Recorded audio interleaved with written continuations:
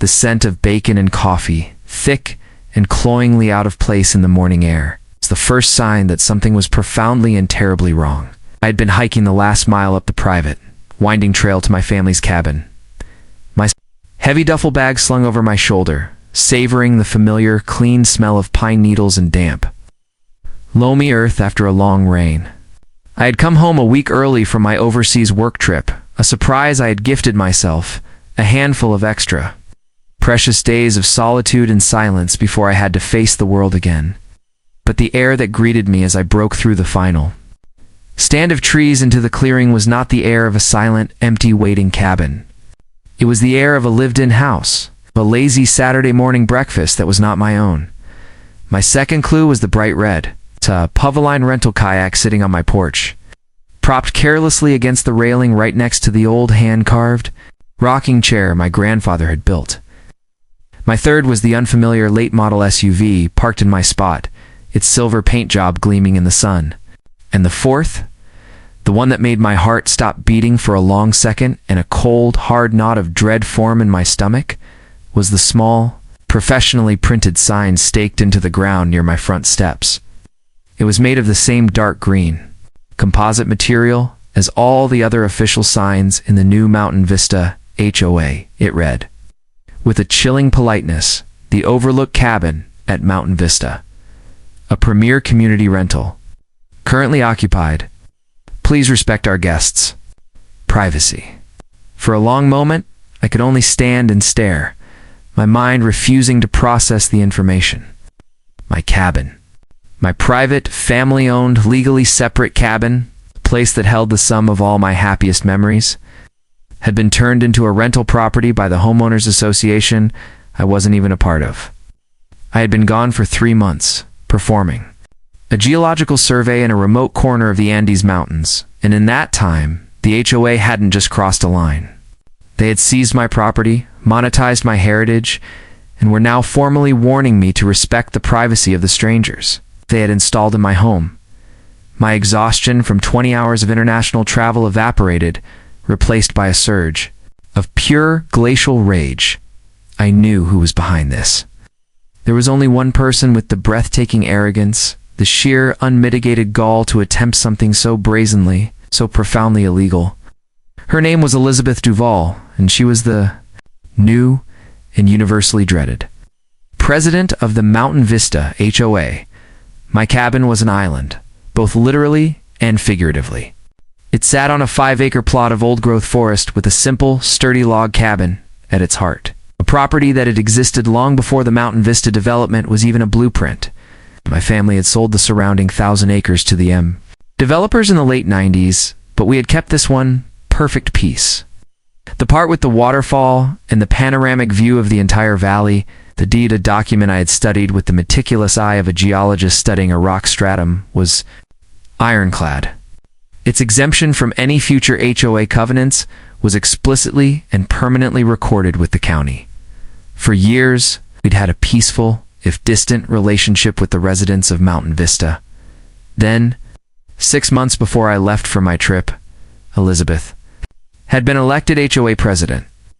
She was a former corporate litigator from New York, a woman who saw the world not as a community of people, but as a collection of assets to be managed and liabilities to be mitigated. My rustic, private, and unregulated cabin, with its natural landscaping and its refusal to conform, was in her eyes a major liability and an untapped asset. Her campaign against me began subtly, with the saccharine poison of a welcome letter. It was a formal, intimidating document from the HOA's law firm offering to absorb my property into the association. It was an act of generosity, she claimed, that would give me access to their pool and tennis courts in exchange for a hefty monthly fee and my complete submission to their 300-page book of rules. I had politely, but very firmly declined. The next phase was more aggressive. She began a campaign of complaints, a war of 1,000 paper cuts. She filed a grievance with the county that my unmanaged forest, which was in a federally protected conservation trust, was a fire hazard. The fire marshal came, toured the property with me, and declared it a model of responsible, natural forest management, even asking for a copy of my firebreak plan to use as an example. She complained to the environmental board that my old but perfectly functioning septic system was a threat to the watershed. An inspector came, ran a full battery of tests, and gave it a perfect bill of health, noting its modern, eco-friendly design. Each failed attempt seemed to fuel her obsession. She saw me not as a neighbor, but as a stubborn, non-compliant variable she could not control.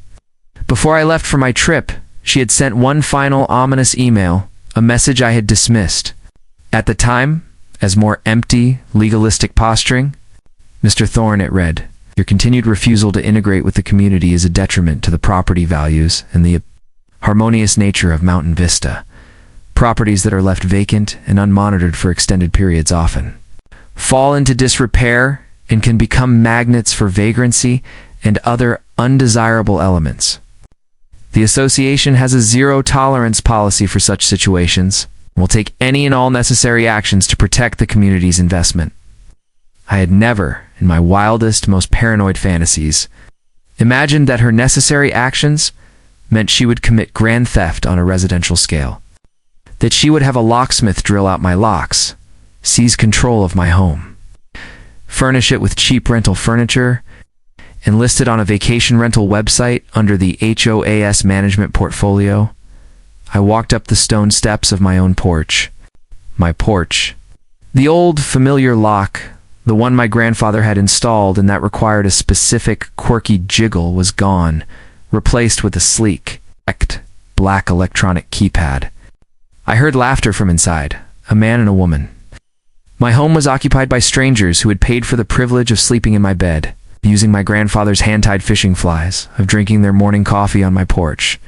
My rage was a cold, clear, and perfectly focused thing now. It was the rage of a surveyor who sees a boundary marker deliberately moved, of a historian who sees a priceless artifact desecrated. This was a violation that could not be solved with a simple argument. This required a response that was as swift, as decisive, and as legally unambiguous as the crime itself. I backed away from the cabin, pulling my phone from my pocket. I didn't knock. I didn't confront the guests. They were innocent, if unwitting, pawns in her criminal enterprise. My issue was with the queen, not the pawns. I walked to the edge of the clearing, where my property met the pristine asphalt of the HOA's main road. I stood there, took a deep, centering breath, and dialed 911. The time for politeness.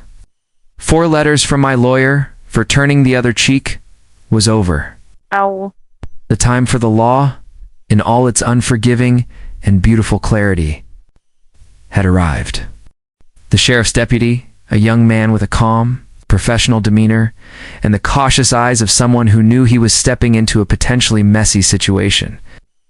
I flagged him down at the entrance to my long, gravel driveway. I explained the situation simply, factually, and without emotion, the way I would deliver a geological report. My name is Alex Thorne. It's my property. I have been away for the last 3 months on a prearranged international work assignment. I've returned home a week early to find that the locks on my cabin have been changed. My home is currently occupied by strangers, and the local homeowners association has apparently listed it as a rental property under their management. I believe my home has been illegally seized, and I would like the trespassers removed. The deputy's eyes widened slightly. This was clearly not the usual Saturday morning noise complaint he was used to in this wealthy, but usually quiet, part of the county. "Okay, sir," he said, his hand resting on his belt. "Let's go talk to the people inside." We walked up to the cabin together. I stood back as he knocked on the door, a solid, authoritative rap. A man in his 40s, dressed in expensive vacation attire, opened the door. A half-eaten pancake still on a fork in his hand. "Good morning, officer," he said, his tone friendly but confused. "Is there a problem?" "Sir," the deputy began, "we've received a report from this gentleman, Mr. Thorne, that you may be trespassing on his private property." The man laughed, a genuine, hearty sound of disbelief. "Trespassing? That's impossible. We rented this cabin for the week. The Overlook Cabin, it's called. We booked it through the Mountain Vista community website. We checked in at their main office yesterday. Talk to Elizabeth, the community manager. She's the president of the HOA. She'll clear this all up." Right on cue, as if summoned by a dark incantation, a golf cart came zipping up the driveway. No doubt alerted to the deputy's arrival by one of her many neighborhood spies. She got out, a look of supreme confidence on her face. She saw me standing next to the deputy, and her expression hardened into a triumphant glare. She thought she had me. "Officer, thank God you're here," she said, striding forward, her voice a symphony of concern and control. "This man," she pointed at me, a gesture of pure theatrical accusation, "is the former owner's delinquent nephew or something. He has no right to be here. He showed up this morning, claiming he owns the place, and has been harassing these poor, terrified guests. He is trespassing, and I want him removed from our community immediately." This was her play. It was audacious and utterly criminal. She had prepared for the possibility of my return. Her strategy was to paint me as an unknown, unhinged intruder, to use the presence of her legitimate-looking renters to completely invalidate my claim to my own home. The deputy looked from her to me, his face a mask of professional neutrality. "He was a young officer, but he wasn't a fool, okay?" he said slowly. "We have a clear dispute over ownership. Ma'am, you claim the HOA has the authority to take possession of and rent this cabin?" "Absolutely," she said, puffing out her chest. "The property was abandoned and fell into a state of neglect, which is a direct violation of our community's covenants, conditions, and restrictions. The association has the right to take control of abandoned and non-compliant properties to maintain community standards and security. We have declared it a community asset. It's all in our legal file at the office." "I see," the deputy said. He turned to me. "Me, sir? Your response?" "I have the deed," I said simply. I unzipped my heavy-duty duffel bag, one I had carried through a dozen international airports, and pulled out a thick, waterproof document folder. "This isn't a community asset. It's my private, legally owned property, a fact that has been repeatedly and formally communicated to Ms. Duval by my attorneys. The property was not abandoned. I was on a pre-arranged international work assignment for my employer, and my property is not, nor has it ever been, a part of her HOA." I handed the deputy the folder. Inside was everything, a fortress of documentation I had prepared for this very possibility. The original, notarized deed from my grandfather. The official county plat map showing my parcel's distinct, separate boundaries. The legal documents from the sale of the surrounding land in the 90s, which explicitly excluded my plot from the sale. And, most importantly, the notarized, recently dated letter from my employer, a major geological consulting firm, detailing my work assignment in South America, along with copies of my plane tickets and my signed contract. The final section contained copies of the certified letters my lawyer had sent to her and the HOA board, proving that she was fully aware of my ownership and my planned temporary absence. The deputy took the folder and began to read, his back leaning against the side of his patrol car. Now the renter stood on the porch looking deeply uncomfortable, the man's pancake now forgotten. Elizabeth stood with her arms crossed, tapping her foot, her confident expression slowly beginning to waver as the deputy continued to read. Page after page after page. He finished, closed the folder, and walked back over to us. He handed the folder back to me with a look of newfound respect. He then turned to Elizabeth, and his voice was no longer neutral. It was as cold and hard as granite. "Ma'am," he began, his voice dangerously quiet, "I have reviewed the legal documents. This gentleman, Mr. Thorne, is the sole undisputed owner of this property. Your HOA has no legal standing or jurisdiction here.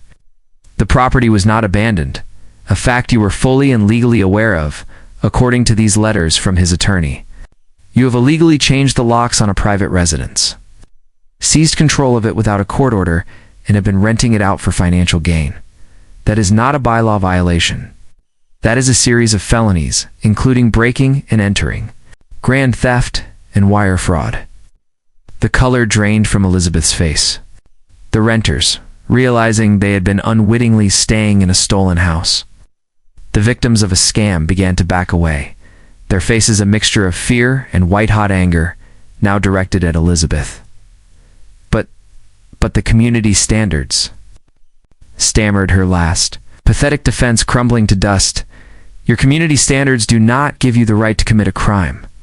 Ma'am, the deputy said, his voice hard. He then turned to the renters. Folks, I am very sorry you've been dragged into this, but you need to vacate the premises immediately. This is not a legal rental. You are currently trespassing in Mr. Thorne's home. Your dispute is with the woman who took your money.